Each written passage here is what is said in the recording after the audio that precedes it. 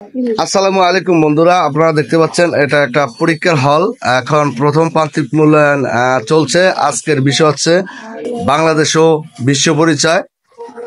So Bangladesh ও বিশ্ব পরিচয় প্রশ্ন পেয়ে এটা আমার হাতে রয়েছে চতুর্থ শ্রেণীর বাংলাদেশ ও বিশ্ব পরিচয় প্রশ্ন।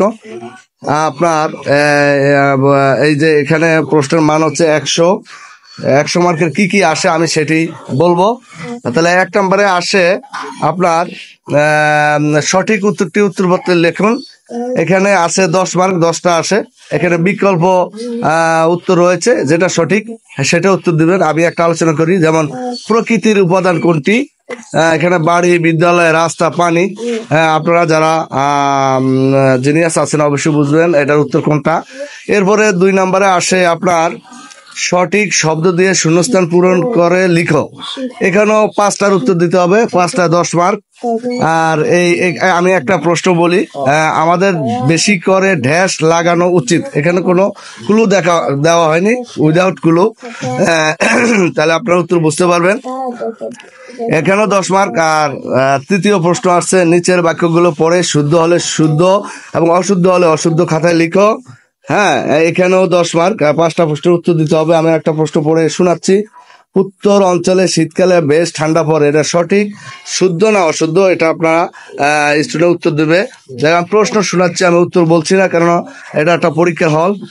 4 নম্বরে আছে বাম পাশের বাক্য অংশের সাথে ডান পাশের বাক্য অংশ মিল করে লিখো। যে কোনো 4টি 8 মার্ক, একটা 2 মার্ক করে।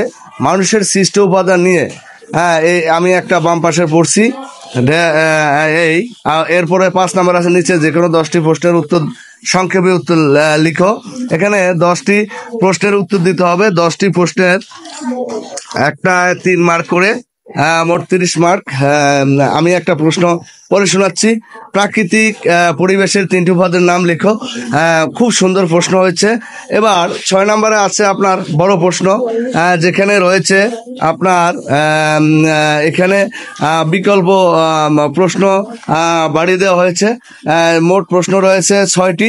এখানে উত্তর দিতে হবে মোট 4টি। 4টির মান হচ্ছে 4টা 32 মার্কের উত্তর দিতে হবে। 4টায় 32, 8 মার্ক করে।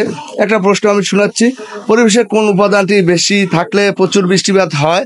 বৃষ্টিপাত বেশি হলে কি ভালো হয়? বৃষ্টিপাতের 4টি সুফল লিখো। এই প্রশ্নটার মান হচ্ছে 8 মার্ক।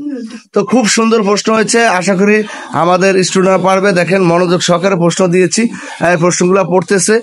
পড়ার পরে তারা উত্তর দিবে ধৈর্য সহকারে, এবং তাদের জন্য দোয়া করবেন।